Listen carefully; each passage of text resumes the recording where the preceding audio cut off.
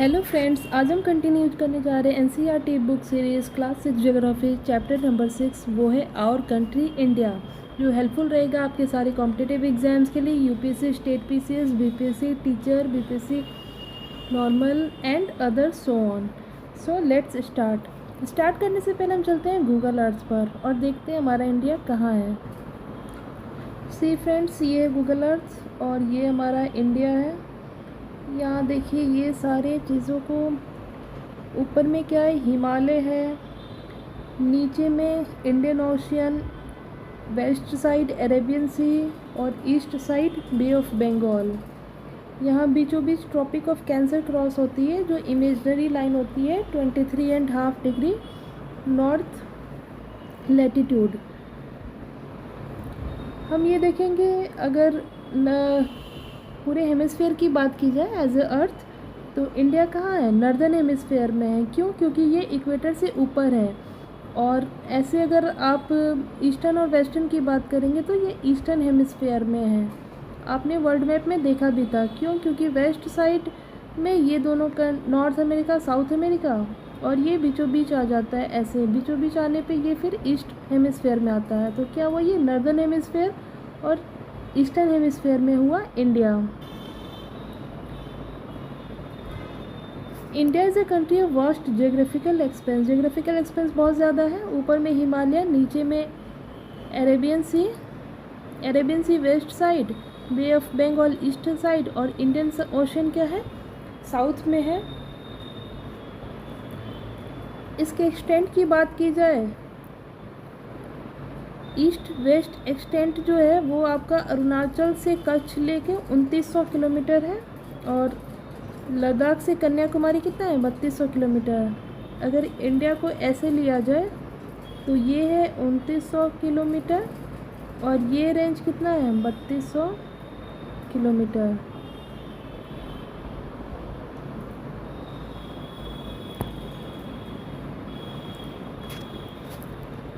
यहाँ से यहाँ तक कितना है? 2900 किलोमीटर। और यहाँ से यहाँ क्या है? 3200 किलोमीटर। आप याद कर सकते हैं इसे, ठीक है।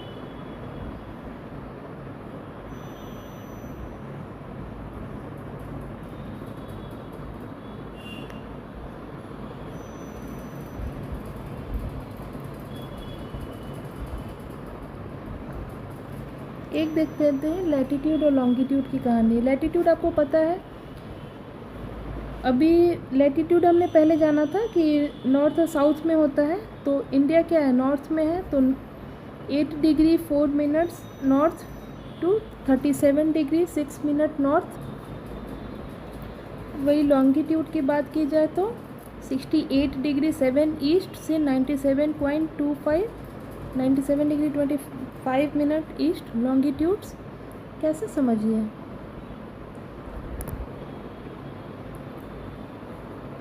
लैटिट्यूड हमने पिछले चैप्टर में क्या देखा था? ये सपोज करिए अर्थ है, ये इक्वेटर है, ये ट्रॉपिक ऑफ कैंसर हुआ, ट्रॉपिक ऑफ कैप्रिकन हुआ, ये लैटिट्यूड हो गए।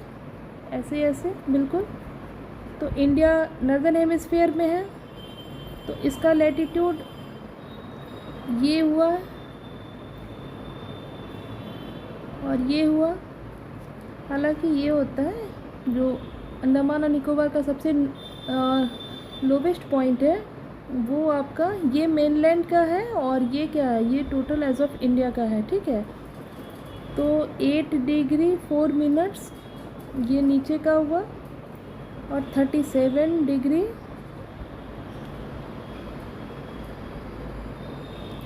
क्या था exact? 37 degree 6 minute 76 sorry 37 degree 6 minute,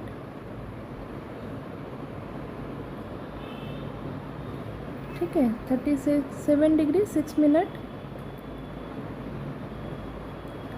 और लॉन्गिट्यूड की बात की जाए तो यहाँ से यहाँ आएगा। आपको पता है लॉन्गिट्यूड कैसे बनता है? ये हुआ लॉन्गिट्यूड, इसे ऐसे लॉन्गिट्यूड बनता है ना। तो ईस्ट में जाएगा यहाँ से और यहाँ तक, ठीक है।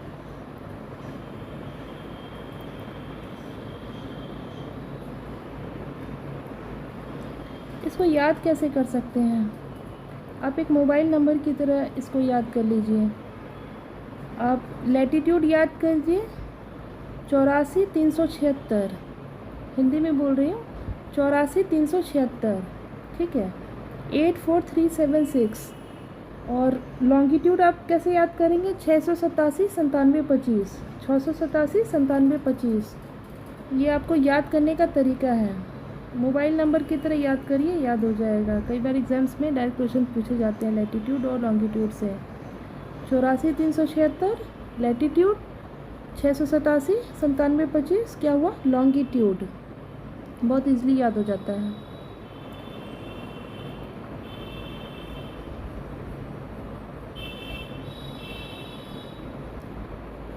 चलते हैं हम आगे, ठीक है।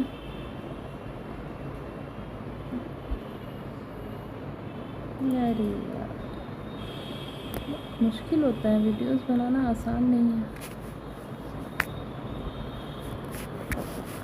अब भी देखिए, ट्रॉपिक ऑफ कैंसर की बात की जाए, ट्रॉपिक ऑफ कैंसर क्या होता है? जो 23.5 डिग्री नॉर्थ लैटीट्यूड होता है, वो इंडिया के बीचों बीच क्रॉस होता है। सपोज़ करिए ये इंडिया है, ठीक है, इसके बीचों बीच यूँ ऐसे क्रॉस होता है ट्रॉपिक ऑफ कैंसर, ऐसे ऐसे। और ये 6 स्टेट से पास थ्रू होता है, 6 नहीं 8 स्टेट से पास थ्रू होता है। इसको याद करने की टेक्निक है मित्र पर गमछा झाड़। मिज़ोरम, त्रिपुरा, पश्चिम बंगाल, राजस्थान, गुजरात, मध्य प्रदेश, छत्तीसगढ़, झारखंड। आप याद कर सकते हैं। मित्र पर गमछा झाड़, मिज़ोरम, त्रिपुरा, पश्चिम बंगाल, राजस्थान, गुजरात, मध्य प्रदेश, छत्तीसगढ़, झारखंड। ये 8 स्टेट्स ऐसे हैं, 1 2 3 4 5 6 7 और 8, 8 ऐसे स्टेट्स हैं जिससे ट्रॉपिक ऑफ कैंसर इसके थ्रू होके पास थ्रू होता है, ठीक है। इसको याद कर लीजिए या कहीं नोट्स बना लीजिए। मित्र पर गमछा झाड़, मिज़ोरम, त्रिपुरा, पश्चिम बंगाल, राजस्थान, गुजरात, मध्य प्रदेश, छत्तीसगढ़, झारखंड, ठीक है।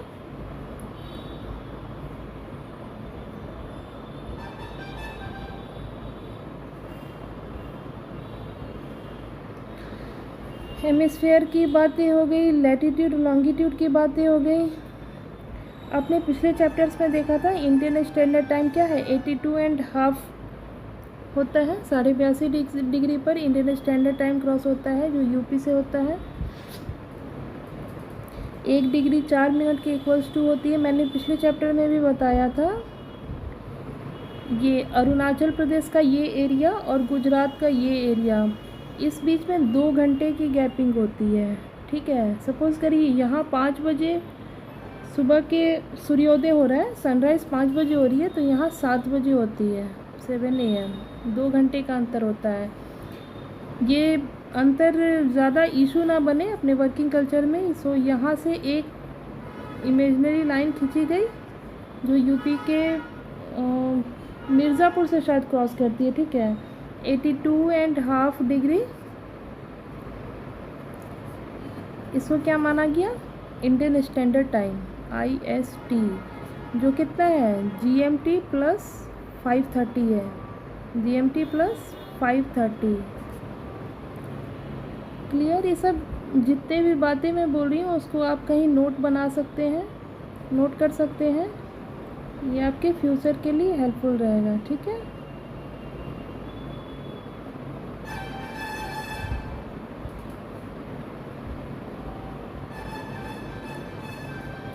चलिए अब आगे बढ़ते हैं।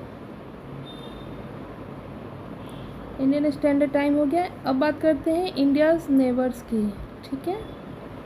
इंडियाज़ के 2 नेबर्स हो गए, एक लैंड वाले और एक वाटर वाले। कैसे? जैसे इंडिया तो इधर पानी पानी है, आज ब्लू है पानी पानी, और इधर लैंड्स है, तो 2 तरह के नेबर हो गए ना। एक वो जो लैंड वाटर में कहीं ना कहीं होंगे, जैसे नीचे हैं मालदीव्स और श्रीलंका, ऊपर में पाकिस्तान वगैरह हैं, देखते हैं। लेकिन इतने समझिए कि दो तरह के नेबर होंगे, एक लैंड से जुड़े हुए और एक वाटर बॉडी से जुड़े हुए हैं। तो लैंड से जुड़े हुए हैं वो कितने हैं, 7 हैं।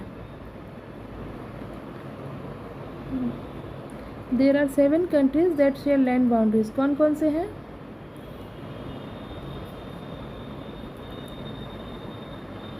पाकिस्तान नंबर 1, हमारा पड़ोसी, प्यारा पड़ोसी देश। अफ़गानिस्तान,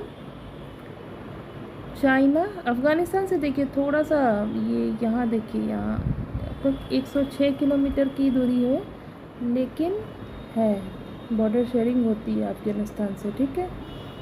तीसरा चाइना, चौथा नेपाल, पांचवा भूटान, 6 बांग्लादेश और 7 म्यांमार, ठीक है। ये 7 कंट्रीज़ है जो लैंड से हमारे वो कनेक्टिंग है।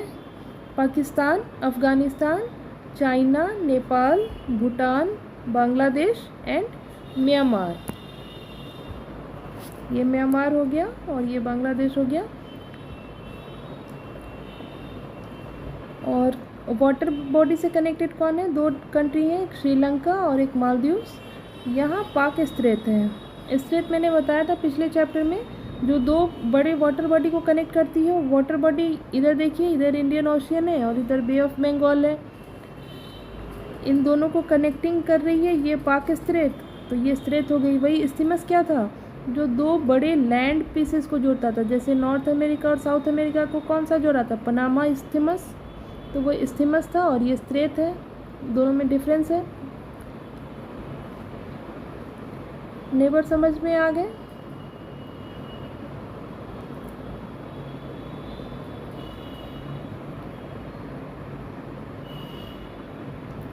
Political and administrative divisions. Political and administrative division देखते हैं। एडमिनिस्ट्रेटिव पर्पस के लिए इंडिया को स्टेट्स और यूनियन टेरिटरीज़ में डिवाइड किया गया है। अभी 28 स्टेट्स है और 8 यूनियन टेरिटरीज़ हैं।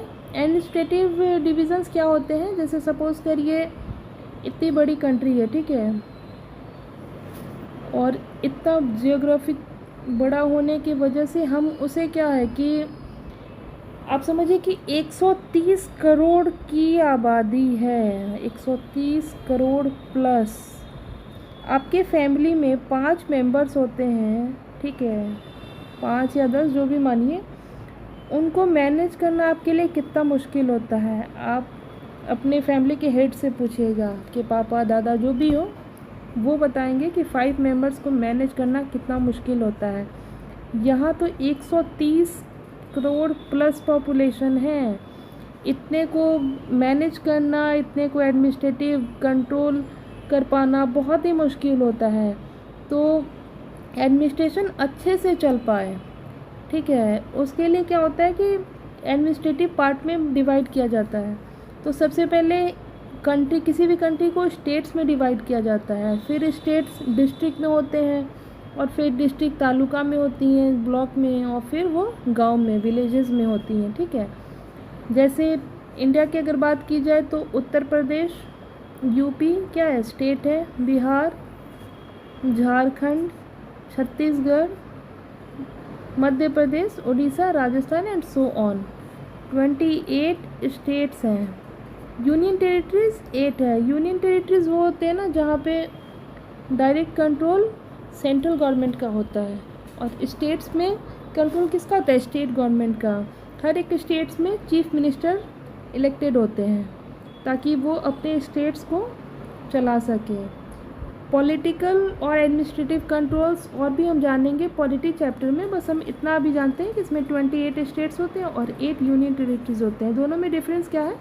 स्टेट्स में, हर स्टेट्स में अपना एक सीएम होता है, और यूनियन टेरिटरीज में जो भी एडमिनिस्ट्रेटिव कंट्रोल होता है वो सेंट्रल गवर्नमेंट का होता है, चाहे वो किसी आईएएस के थ्रू हो या फिर कोई राज्यपाल वहाँ पे किसी व्यक्ति को करते हों। जनरली वो आईएएस ऑफिसर ही होता है जो वहाँ पे कंट्रोल करता है। जैसे Andaman and Nicobar, Daman and Diu, ये सब क्या है? यूनियन टेरिटरीज है।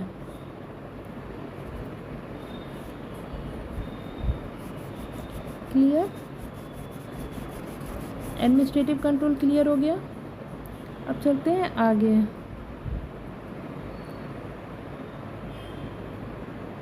अब बात करते हैं फिज़िकल डिविज़न्स की। ये इम्पॉर्टेंट है ज्योग्राफी के पर्सपेक्टिव। फिज़िकल डिविज़न्स हम लोगों ने पहले भी जाना था कि कहाँ पे माउंटेन है, कहाँ पे प्लेटूज़ है, कहाँ पे रिवर है, कहाँ पे प्लेन्स है, कहाँ आइलैंड है।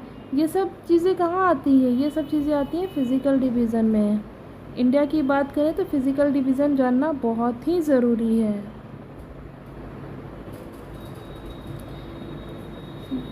नॉर्दर्न मोस्ट में ग्रेट हिमालय है जो तीन चीज़ों में डिवाइड है। ग्रेटर हिमालय है, मिडिल हिमालय या हिमाचल है, और शिवालिक्स हैं। ओके, देखते हैं इसको और अच्छे से। पहले एक ओवरऑल पिक्चर ले लेते हैं, फिर जानते हैं कि हाँ उसके आगे क्या होगा। ये है इंडिया का फिज़िकल मैप। फिज़िकल मैप में देखिए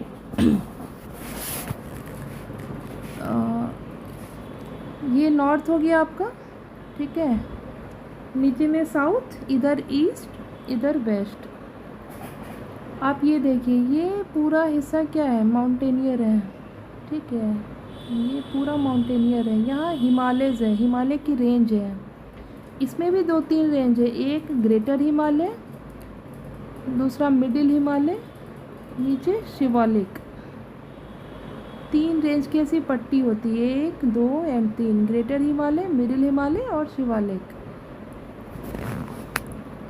उसके बाद नीचे की बात की जाता है, ये देखिए ये प्लेन्स है, नॉर्दर्न प्लेन्स कहलाता है। ये जितना ग्रीन दिख रहा है ना, ये सब नॉर्दर्न प्लेन्स है।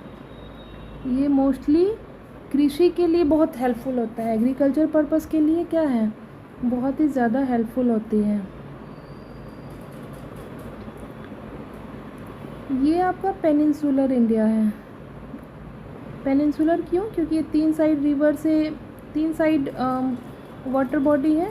एक नीचे साउथ में भी है Indian ocean, third bay of Bengal, यहाँ अरेबियन सी, इधर बे ऑफ बंगाल, नीचे इंडियन ओशियन। ये तीनों तरफ से पानी से घिरा हुआ है। तो ये क्या होता है, ये एक तो पेनिनसुला है, दूसरा ये प्लेटू है, पठारी भाग है, ठीक है। इसे डेक्कन प्लेटू कहते हैं, दक्कन का पठार हिंदी में, ठीक है। ऊपर में हिमालय, बीच में आपने देखा नॉर्दर्न प्लेन्स, उसके बाद नीचे आपने देखा डेक्कन प्लेटू। ये देखिए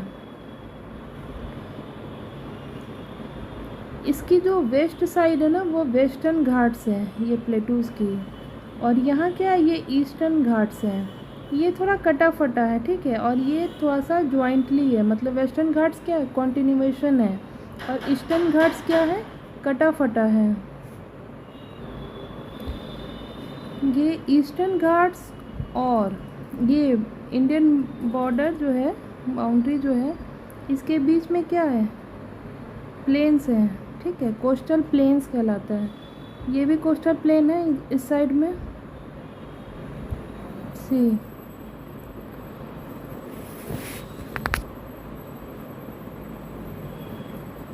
northern most greater Himalaya, Himadri, middle Himalaya और शिवालिक। सदर्न मोस्ट रेंज ये देखा था हमने, greater, middle and Shivalik.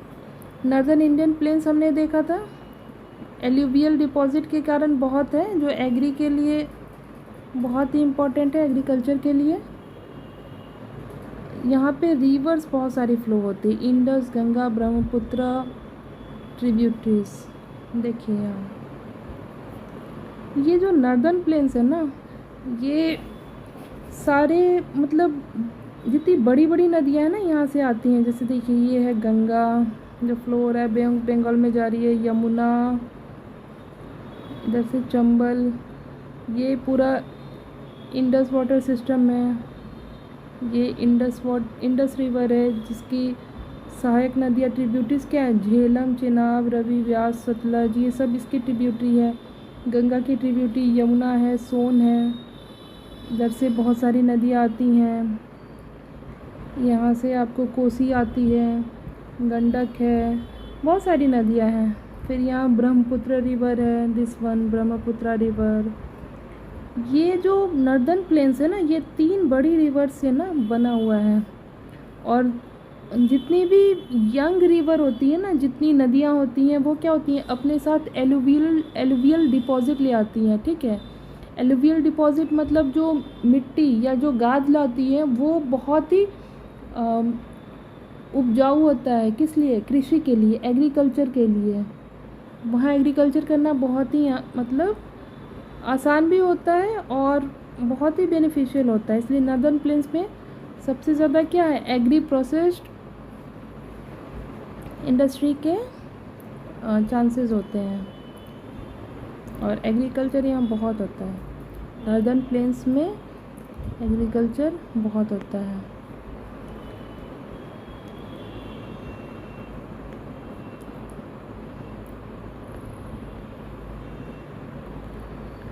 Tributaries मतलब सहायक नदियाँ, जैसे ये गंगा आ रही है, इसकी सहायक नदी इधर से यमुना, इधर से सोन, इधर से गंडक, इधर से कोसी, ये सब इसकी सहायक नदियाँ। ये मेन नदी हुई और ये सब की सहायक नदियाँ हुई।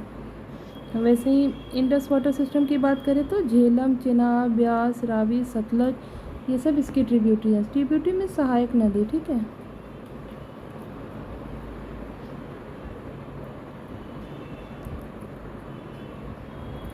वेस्टर्न पार्ट में क्या है, ग्रेट इंडियन डेजर्ट है, राजस्थान का पूरा एरिया।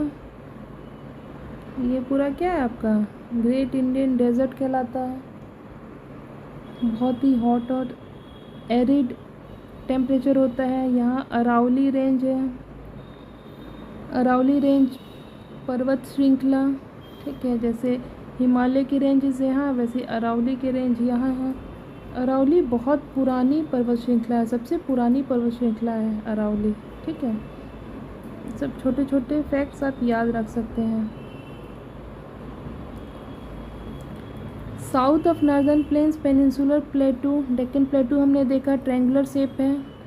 ट्रायंगुलर शेप कैसे है, बिल्कुल ऐसे ऐसे ऐसे करके है। ठीक है, इंडिया को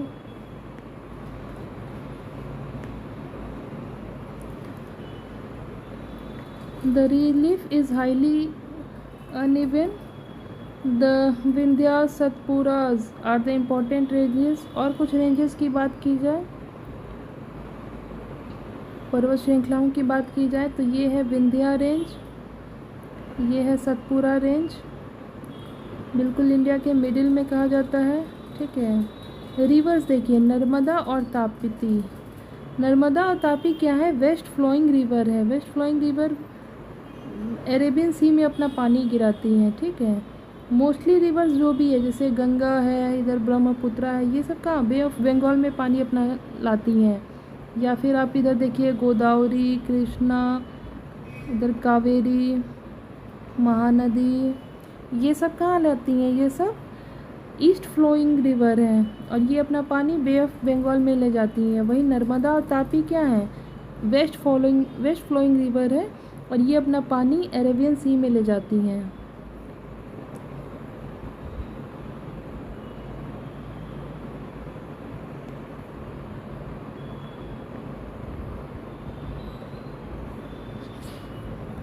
वेस्ट फ्लोइंग रिवर्स हो गए अरेबियन सी वाले। वेस्टर्न घाट्स और सह्याद्री बॉर्डर है वेस्टर्न ईस्टर्न घाट्स के, ईस्टर्न बाउंड्री रहता है। वेस्टर्न घाट और ईस्टर्न घाट हमने देखा था, वेस्टर्न घाट को सह्याद्री भी बोलते हैं। सी है, ये देखिए, ये वेस्टर्न घाट है ना, इसको सह्याद्री भी कहते हैं। ये जो प्लेटू है उसका वेस्टर्न बॉर्डर है और इसका ईस्टर्न बॉर्डर है ईस्टर्न घाट। ये जहाँ कॉन्टिन्यू में रहता है ये कटा फटा होता है और इन दोनों के बीच में क्या, ये कोस्टल प्लेन्स कहलाते हैं। ये ईस्टर्न प्लेन्स हैं। आगे आप देखेंगे मानसून जब भी आता है इसी एरिया से आता है, स्टार्ट होता है। ये जो प्लेटू है ना, बहुत मिनरल्स में बहुत रिच होते हैं, चाहे कोल कला है, चाहे आयरन और ये सब में बहुत रिच होते हैं। कोस्टल प्लेन्स आपने देखा क्या है। वेस्टर्न कोस्टल प्लेन जो है वो नैरो है, जबकि ईस्टर्न कोस्टल प्लेन क्या है, मच ब्रॉडर है। क्यों, ईस्ट फ्लोइंग रिवर्स होती हैं। There are number of east flowing rivers है, महानदी, गोदावरी, कृष्णा, कावेरी, हमने देखा था पहले। देखिए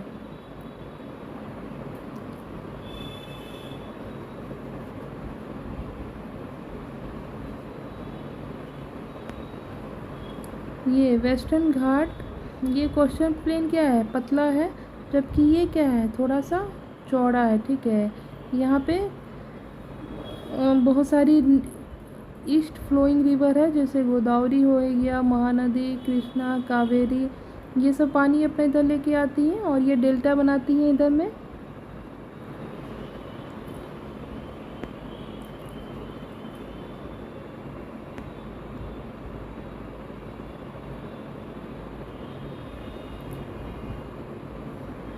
These rivers form fertile deltas. Sundarban delta is formed where the Ganga Brahmaputra flow into BM. Sundarban delta की बात हम थोड़ा सा देख लेते हैं। सुंदरबन डेल्टा क्या है? डेल्टा वो होता है जब नदी अपना पानी जैसे समुद्र में मिक्स करती है ना, तब सुंदरबन डेल्टा बनता है। जैसे गंगा यहाँ से निकल रही है और यहाँ से बहते हुए यहाँ आ रही है और ये बांग्लादेश में क्रॉस होती हैं, तो ये डेल्टा निर्माण करती हैं। मतलब जब सपोज़ करिए एक रिवर की भी एज होती है, ठीक है, ये उसका अगर बर्थ हुआ, मतलब यहाँ उसका जन्म हुआ, तो ये यहाँ जाते वृद्ध होते होते यहाँ पे डेड हो जाना। ठीक है, एक ये यहाँ पे रिवर डेड हो जाती है। क्यों? क्योंकि ये अपना अस्तित्व मिटा देती है। कहाँ? बे ऑफ बंगाल में। तो यहाँ जब भी रिवर डेड हो कह सकते हैं, या फिर अपने अंतिम लाइफ के अंतिम स्टेज पे कह सकते हैं कि ये अब सुंदर, मतलब एक डेल्टा बनता है। ठीक है, वहाँ पे बिल्कुल आप देखना, सुंदर डेल्टा को अगर गूगल क्रोम पे मिले फ़ोटो, तो बहुत छोटे छोटे पेड़ होते हैं, बहुत मतलब दलदली सी ज़मीन होती है, वहाँ अलग ही तरह के पेड़ मिलते हैं। सुंदरबन एक्चुअली क्या है ना, सुंदर ट्री के नाम से बना हुआ है। ठीक है, तो सुंदरबन सुंदर ट्री के नाम की वजह से ही बना हुआ, और ये डेल्टा का निर्माण करती है, जो विश्व का सबसे बड़ा डेल्टा है। अगर विश्व का सबसे बड़ा डेल्टा कहलाया जाए तो क्या है वो? सुंदरबन डेल्टा है।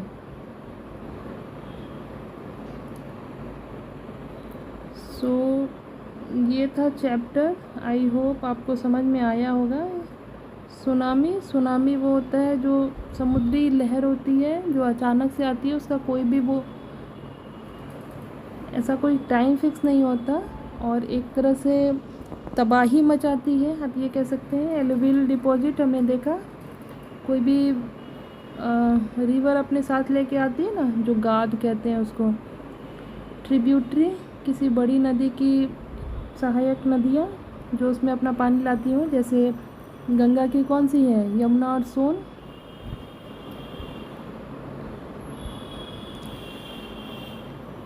That's all chapter. I hope आपको चैप्टर समझ में आया होगा। मुश्किल तो नहीं था, बट हाँ ठीक है, आपको थोड़ा सा इस पर ध्यान देना होगा। So thank you guys, thank you.